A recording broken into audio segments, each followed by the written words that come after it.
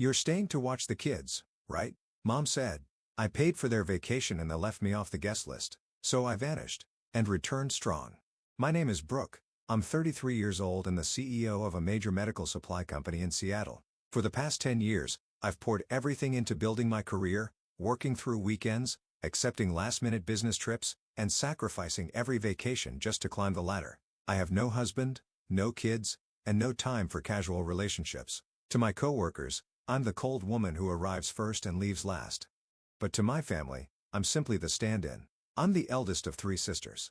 Madison, 27, is a preschool teacher in the suburbs of Spokane, married with twin boys. Natalie, the youngest, is 25, newly married, and 6 months pregnant. They both live near our parents' home in Tacoma and have one obvious thing in common. Whenever they need a babysitter, they call me. "Can you watch the kids this Saturday?" I've heard that question at least 30 times this past year. Sometimes it's when I'm preparing for an important presentation, sometimes right after a grueling 18-hour flight, but I always say yes. As a child, I was independent. My mom often left me to handle things on my own while she focused on Madison's allergies or helped Natalie learn to read. In college, I earned a full scholarship and worked my way through without depending on anyone. But that capable eldest who never needs help image became an excuse for everyone to assume I could always give more. Remember last year on Mom's birthday? I woke up at 5 a.m. to bake a cake, prep dinner, pick up my nephews from school, and wrap gifts for Madison. When the party started, I was in the kitchen slicing fruit while Madison and Natalie laughed with relatives in the living room. My mom said one thing: "Brooke is always so thoughtful. I'm proud of you." But that pride never came with real understanding. And me? I haven't had a real vacation in 4 years. The last time I booked a trip to Hawaii with a coworker, Madison got the flu and called asking if I could just help out for 3 days. The ticket was canceled. Vacation gone. I don't resent my nephews. In fact, I love them more than I can admit. But that love shouldn't be exploited, especially when it's treated like a duty. I started realizing this on a Tuesday morning during a video call when Natalie kept blowing up my phone. I answered, worried something was wrong, only to hear her casually say, "Can you come watch Minnie? I've got a spa appointment with a friend." I paused, then gave a dry laugh. "You're calling me in the middle of a meeting? For that?" Natalie giggled. "You're single. What could you be busy with?" I set my phone on the table. That line, careless but familiar, cut deeper than it should. In their eyes, no family, no kids meant my life didn't matter. No one asked if I was tired. No one cared if I had a life of my own. They just saw me as the one always available, and that made me invisible. I began wondering, if one day I disappeared from this cycle of responsibility, would anyone in my family even notice? I was preparing to present them the quarterly report at work when my phone kept vibrating. It was Madison. She rarely called during business hours unless it was something urgent like, "Brooke, the kids are sick. Can you pick them up?" I muted my laptop and answered, "Hey. What's up? How are you?" Madison's voice was sweet as honey. "Just a tiny thing I wanted to ask." I sighed, staying calm. "What is it?" "You know Mom's turning 60 soon, right? We're planning something really special for her. Everyone's pitching in for something unforgettable, but it's a little pricey." She paused like she was waiting for my automatic yes. I bit my lip. "How much?" "Oh, around $4,500, she said like it was coffee money. "But don't worry. Natalie and I already chipped in. You just need to send about $3,000 to cover the rest." I nearly dropped my phone. That's nearly a full month's rent for my downtown Seattle apartment. $3,000? Are we hiring a rock band? Addison laughed. "No. But this is a big moment, and you know Mom's always dreamed of having everyone together. Can you transfer it?" I looked at my computer screen where the hospital budget glowed red. I'd planned a trip to Colorado in March, but clearly, that plan would have to wait. Like, always. "All right," I said, voice flat. "Send me the details." A moment later, I got the message. Then Madison added, "Oh, and make sure you take the whole week off from the 12th to the 18th. Don't book any business trips. There's a full schedule of stuff." I nodded robotically. Oh, everything happens so fast. I didn't even get to ask what's the plan, where is it, or why a full week. But as usual, I stayed quiet. They were used to that. The next week, I tried to bring it up during calls, but Madison and Natalie kept dodging. "We're still finalizing the details." "Almost done. You just need to save your energy to play with the kids," Madison said offhandedly during a FaceTime call, bouncing a crying baby in her arms. I started feeling uneasy. No one told me the plan clearly. I didn't receive an email or even get added to a group chat about Mom's birthday. Everything I knew was vague and fragmented. Then at a weekend dinner at our parents' house, the truth came out. I had just placed a salad bowl on the table when Natalie clapped her hands. Big news, everyone. It's official. Next week, we're all staying at Moonberry Lodge in Montana. Snow everywhere, hot springs, and private cabins. The table erupted. Mom beamed. Dad patted Madison's back, and the sisters started chatting about what color ski jackets to bring. I froze. Wait, I said weakly. Moonberry Lodge? No one told me the location or actual dates. I haven't even booked a flight. Madison hesitated and looked at Natalie. The energy dipped. Mom cleared her throat and turned to me, her eyes distant. Well, Brooke, the thing is everything's been arranged. The kids need someone, and we really want Mom to relax without any worries. So could you do the family a huge favor? I set my water glass down. You mean, everyone's going to Montana and I stay behind watching 5 kids? Natalie gave a nervous smile. You know the kids love you. And, honestly, you don't really know anyone there. You'd be bored up in the mountains. I was stunned. In that moment, it was all clear. I had been excluded from the start. The money I sent helped pay for their trip, while I, the biggest contributor, was never included.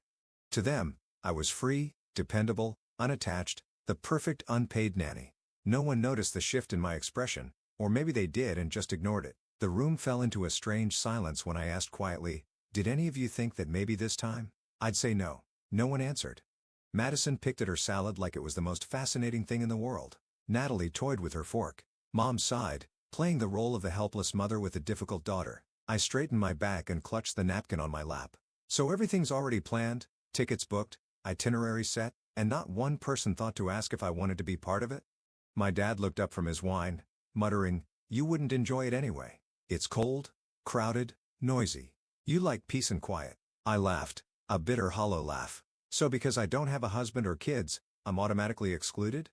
Just because I'm different from my sisters, I don't qualify as part of this vacation? Don't be so sensitive, Mom said flatly. They trust you with the kids because you're good at it. Everyone has their role. My role?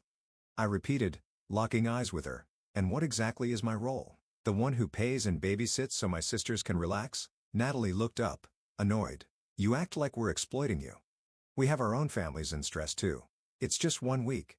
It's not like you don't have the time. It's not about not having time, I said, gripping my hands, trying to keep my voice steady. It's about not being asked, not being invited, not being treated like I'm part of the plan.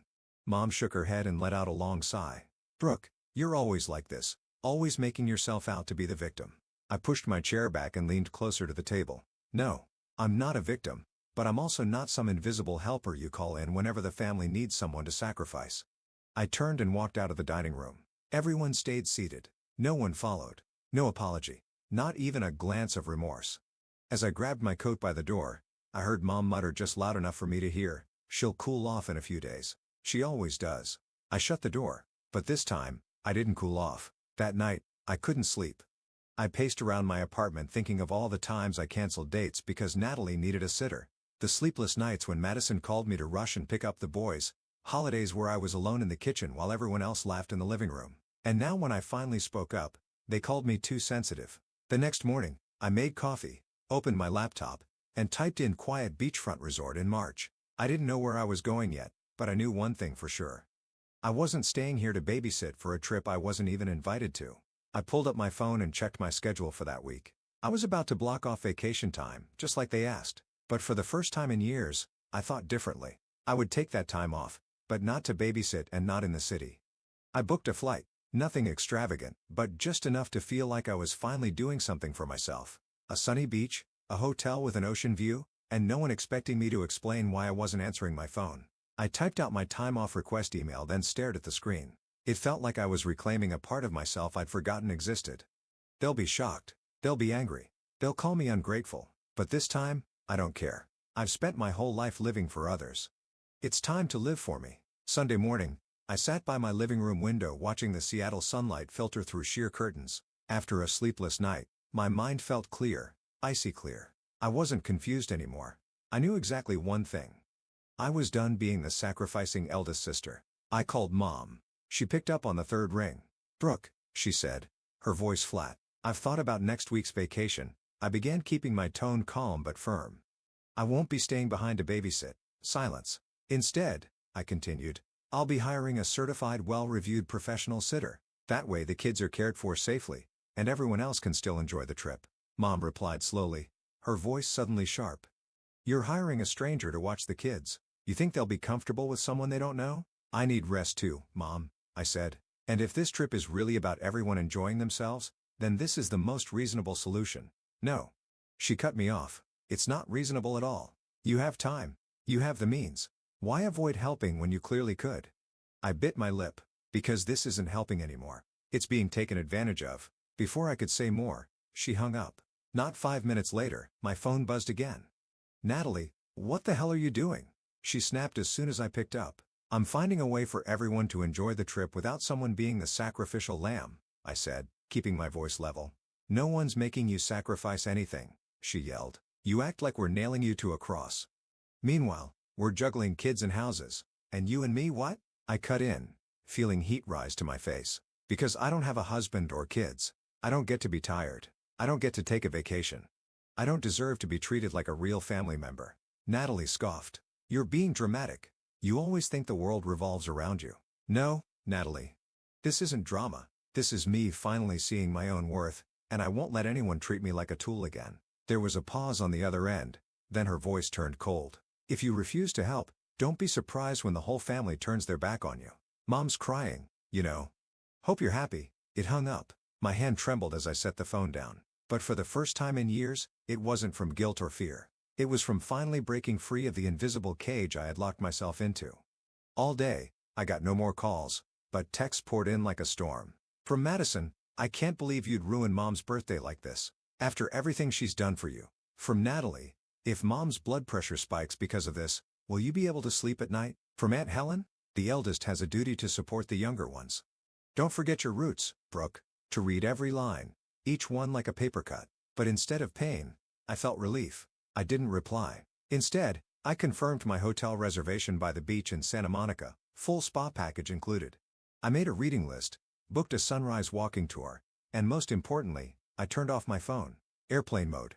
That night, I lit candles, put on soft jazz, and cooked myself a proper meal. No crying babies. No, can you just help me real quick? No invisible weight pressing on my shoulders like it was just expected. I don't know what will happen next, but I know one thing for sure. I'm no longer the person they can boss around and expect unquestioned obedience from. 2 days later, I stepped off the plane in San Diego, salty sea breeze kissing my face like a gentle hug from freedom. I had picked California over Florida at the last minute simply because I wanted to do something completely unexpected, even for myself. I rented a small ocean view apartment in La Jolla, quiet enough to rest, lively enough to keep me from feeling alone. I walked in with a small suitcase and a crossbody bag. I didn't need much. This time, I wasn't packing diaper bags, snacks, or coloring books. Just sunscreen, an unread novel, and a new pair of flip-flops. I opened the balcony door, took a deep breath, and for the first time in years, there were no calls, no texts from family. No Brooke, can you? The next morning, I walked along the beach, each step pressing into the damp sand. The sun rose slowly, casting streaks of amber and gold across the water. I sat on a wooden bench facing the ocean, sipping my coffee and thinking of no one but myself. For the first time, I didn't feel guilty about it. I spent my first day exploring Old Town San Diego, where cobblestone streets led me past rows of little shops selling handmade goods. I bought a silver bracelet engraved with the word Libertà, freedom in Italian. The shopkeeper smiled when I said, "This is the first time I've ever treated myself." That evening, I dined at a seafood restaurant by the bay. Sitting alone in the cozy space, I felt peace settling into every part of me. No one needed me to wipe a crying child's face. No one interrupted to talk about home repairs or marriage drama. No one saw me as the default backup plan. On the morning of day 3, I checked my phone. No missed calls from Mom, but the voicemail inbox was full. Nearly 100 messages, mostly from Madison, Natalie, and a few relatives. The first few lines lit up the screen. Natalie, where are you? We already dropped the kids off at your place. Madison, how far are you planning to push this, Brooke? Mom, you didn't even tell anyone. I'm so disappointed. I set my phone down like a finished book. I wasn't angry. Just amazed that they still didn't understand or maybe never wanted to, that I was no longer living by their script. I turned on the TV, picked a soft documentary, and sat down with my favorite bowl of cereal. The messages kept coming, but I didn't open another. By day 4, I set my phone to permanent silent. That afternoon, I rented a bike and rode along Pacific Beach. The ocean wind whipped my hair, sunlight warmed my cheeks, and I smiled, truly smiled, for the first time since that awful dinner. Freedom. like a gift I'd never dared to give myself before. On the evening of day 5, I sat on the balcony watching the sunset when I thought of the kids. Jake's big round eyes, Lily's gap-toothed grin, the way Sophie clung to my shirt whenever she was scared. I missed them, but I didn't miss being expected to sacrifice. I missed the moments I gave willingly, not the ones I was guilted into. I knew that one day, they'd grow up and wonder why Aunt Brooke didn't come around much anymore. I hoped by then they'd understand that love doesn't mean silent endurance, and that a woman who says no isn't cruel. She's brave. On the morning of day 6, I packed early, ready to return to Seattle, not because I missed home, but because I was ready. Ready to face them, ready to speak, ready to draw the line. On the flight back, I stared out the window as the ocean and sky blurred behind me. I knew that once I stepped off the plane, I would no longer be the same Brooke they once knew. And that felt perfectly okay. The morning I returned to Seattle, my phone exploded with notifications as soon as I stepped out of the airport. After nearly a week powered off, it buzzed non-stop like a warning siren for the storm ahead. I unlocked the screen. First message from Madison. "Where are you? We went to your place, and no one was there.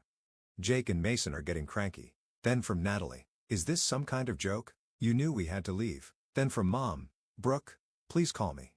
I don't understand what's going on." I got into the taxi watching the flood of messages continue. "You expect us to haul all these suitcases and 5 kids to God knows where?" Madison, "I can't believe you actually did this." Natalie, "I'm very disappointed in you." I closed my eyes and took a deep breath. Every reason, every explanation I had prepared suddenly buried under a wave of exhaustion. I barely lived for myself for 1 week, and already they were trying to pull me back into that old role, the fixer, the substitute, the responsible one. When I got home, my mailbox was stuffed, not with letters, but sticky notes plastered on the door. "We came by, but you weren't here." Mom cried. The kids asked why Aunt Brooke wasn't home. Even Aunt Frances, who I only saw at Christmas, had left a message. "You've disrupted the whole trip. Your mother can't sleep now."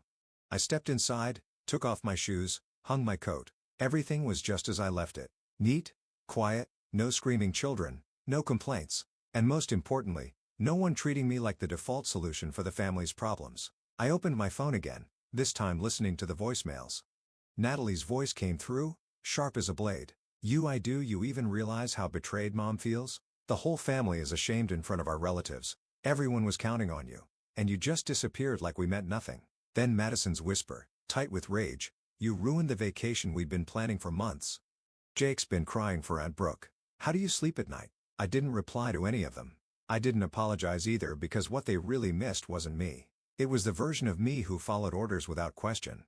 That night, I opened a bottle of wine. The city glittered as always beyond my balcony, but to me, everything had shifted. In the silence of my little apartment, I knew I had crossed a threshold. Not a threshold of rebellion, but one of freedom. The next morning, while watering my plants on the patio, a message came in from Mom. "If you feel like you're no longer part of this family, then I don't know what else to say." I set the phone down. For the first time in my life, those words didn't sting because I knew. Real family doesn't manipulate through guilt. Real family is built on understanding and the choice to stand beside each other, not unconditional demands. I opened my laptop, signed up for a night photography class, then I searched for a summer tour through Europe. I didn't ask for anyone's input. I didn't wait for permission. I just did it because I wanted to. Less than 24 hours after I returned home, I was making tea in the kitchen when I heard a rattle at the front door. At first, I thought someone had the wrong address, but then the lock turned with a distinct, deliberate click. I stepped into the hallway just as the door swung open. My mother stood there still holding the emergency key I gave her years ago. "Just in case," she once said. Behind her were Madison and Natalie, all 3 of them red-faced from cold, anger, or both. "How long were you planning to avoid us?" Mom asked. No greeting, no explanation. Her voice as cold as the frost outside. I didn't invite them in, but they walked straight through the doorway, like this home was part of their map of control. Madison dropped her bag onto the chair, planted her hands on her hips, and glared. "You left 5 kids without warning. We were standing at your door in the snow. No message. No apology. You think that's okay?" I crossed my arms and leaned on the kitchen counter. "No one asked if I agreed. You made plans, assigned roles, and gave me the hardest job, then got angry when I didn't play along. Is that what's normal to you?" Natalie jumped in, face flushed. "You used to help. When did you become so heartless?" I looked at my sister, my voice low when helping became expected. When I realized that if I didn't say no this time, I might never have the right to say it at all. Mom stood, arms crossed, eyes scanning my apartment like she was judging every corner. Then she spoke slowly, but sharp as glass. "I never thought you'd turn into this kind of person, Brooke. You used to be the pride of this family." I laughed. Not loud, not bitter, just the hollow laugh of someone finally setting a burden down. If I was the pride of the family, then why was I always the first one chosen to sacrifice? Why has no one ever asked if I wanted to be part of what was happening? Or is it that, to you, I only matter when I'm useful? Madison kicked the chair hard, her voice sharp. "You ruined the trip. Mom couldn't fully enjoy it. The whole family's a mess, and I had to stay home watching the kids alone, all because of you." I looked Madison straight in the eyes, unwavering. "And what do you think I've been doing all these years? Who watched your kids when you were sick? Who cooked every time there was a family gathering? Who canceled personal plans because Natalie had a last-minute spa appointment?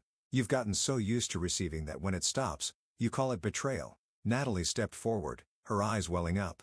"You've changed. You didn't used to be this cold." "No," I said softly. "I haven't changed. I've just stopped tolerating it." No one spoke for a few seconds. The silence in the small room echoed like a wake-up bell. Finally, my mother broke the silence. "If you truly see this family as such a burden, then maybe I was wrong to believe you were the one holding us all together." I nodded, my gaze calm. "No, you weren't wrong to count on me, but you were wrong to treat that as a permanent obligation." Mom turned away, her eyes no longer meeting mine. "If that's your choice, I have nothing more to say." Madison and Natalie said nothing either. They picked up their bags, signaling it was time to go. No hug. No touch of the hand. The door closed behind them with a deep final thud. Not dramatic. Not loud, but heavy. I stood still for a moment. No tears. No guilt. Just lightness. I walked back to the table, poured myself a fresh cup of tea, and looked out the window. Outside, the snow was beginning to melt. The fading white patches revealed soft green grass underneath. I knew this winter would end differently. Not with collapse, but with release. Not with a breakup, but a rebirth. A week after that confrontation, I picked up my phone and quietly left the family group chat. No message, no explanation. I simply hit leave group and exhaled. No massage, no peeing in response, no calls asking why, just silence. The kind that says, if they can't control me anymore, I no longer matter. Began to rebuild my life, for the first time, not revolving around anyone else's schedule or emotions. Every morning, I woke up early, made coffee, and wrote in a notebook, "What do I want today?" The answers changed daily. Some days, a walk in the park. Others, trying a new restaurant. Some days, just reading until sunset. And no one had the right to interrupt. I signed up for a Thursday night art class, something I once thought was a luxury because I had to keep my phone nearby just in case something happened with the kids.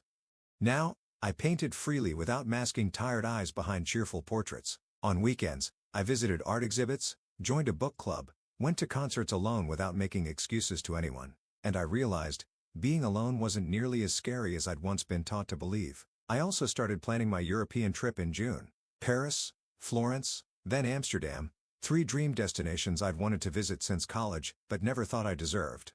This time, I asked no one's opinion. I didn't wait for approval. I booked the flights, printed the itinerary, and stuck it on my fridge like a promise. This life is mine. My social media changed too. No more blurry photos of someone else's kid's birthday party. No more captions like "so much fun" when I was barely holding it together. Now it was pictures of me with a glass of wine on a rooftop, sunsets by the sea, the first painting I finished in class, and the smile in those photos wasn't forced anymore. I still missed my mother. I missed those afternoons baking apple pies together, the way she gently pulled a blanket over me when I fell asleep on the couch. But I also couldn't forget her cold eyes the day she said, "If that's your choice, then I have nothing more to say." Some relationships break not from lack of love, but from lack of respect. And I had stopped looking for love where fairness no longer lived. One late March afternoon, I was sitting in a little cafe in Fremont when I saw a mother and daughter pass by the window. The little girl tugged her mom's hand giggling, and the mother bent down to stroke her hair with eyes full of warmth. The sight tightened my chest, but also melted something gently inside me. I realized I hadn't lost a family. I'd lost a version of family that never truly saw me. And now, I had the chance to create a different kind, one that starts with myself. That night, I pulled up my phone, opened emergency contacts, and removed my mother's number. Not out of hatred, but because I no longer wanted to live as someone's backup plan. I added a new contact instead. Marissa, a friend from my art class. She's a photographer who once backpacked solo across Iceland. "If you need a travel buddy for Florence, I'm in," she'd said. My heart felt warmer. My life no longer revolved around midnight, hey, sis texts, or last-minute babysitting requests between meetings. It now included on-time dinners, uninterrupted sleep, and honest conversations, unpressured and uncompromised. I don't know if Mom will ever come knocking again or if Madison and Natalie will ever understand what I've been through. But I do know this. If they return, I'll greet them calmly, but there will be no more default sacrifices. On April morning, sitting by the window of my apartment, sunlight spilled through the sheer curtains like silk, and it hit me. I had finally stepped through a threshold I'd never dared approach before. I used to believe that choosing myself was selfish, that if I wasn't always willing to sacrifice, if I wasn't always available when my family called, I was a bad person. I spent my youth confusing love with duty, volunteering with obligation, but now everything was clearer than ever. I'm not selfish for living for myself. I'm simply respecting myself as I always had the right to. Remembered how I felt during those first days in San Diego. Awkward, hollow, guilty. But over time, every small moment of freedom taught me that a person's worth isn't measured by how much they sacrifice for others.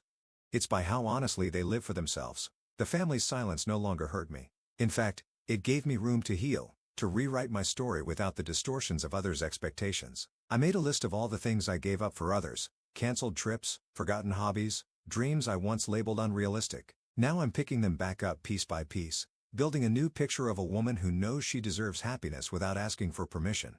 I started scheduling small weekend getaways, tulip fields in Skagit Valley, light hikes at Rattlesnake Ledge, local farmers markets. I set a goal to try one new thing each month, no matter how small, no matter how silly, as long as it made me smile.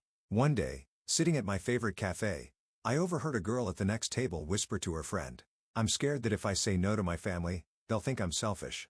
I smiled to myself. I knew that feeling, and I knew that overcoming it was the hardest, most freeing thing in the world. If I could say one thing to that girl, I'd say, you're not selfish for choosing yourself. You're living your truth, and you don't need to apologize for that. Realized, deep down, I never wanted to cut ties with my family. I just couldn't keep up a relationship where love came with conditions, where sacrifice was expected without question. If one day they want to understand, I'll welcome them. But if not, I won't look back. Because from now on, I'm not living to prove my worth to anyone. I'm living to savor each moment, to build a life I can be proud of. I'm learning to love myself patiently, gently, without judgment. And I've learned that's the strongest foundation for any future relationship. Not silent sacrifice, but willing connection between free, whole people. Summer's approaching. I've booked a flight to Florence, ready to begin the dream journey through Italy. No one planned this for me.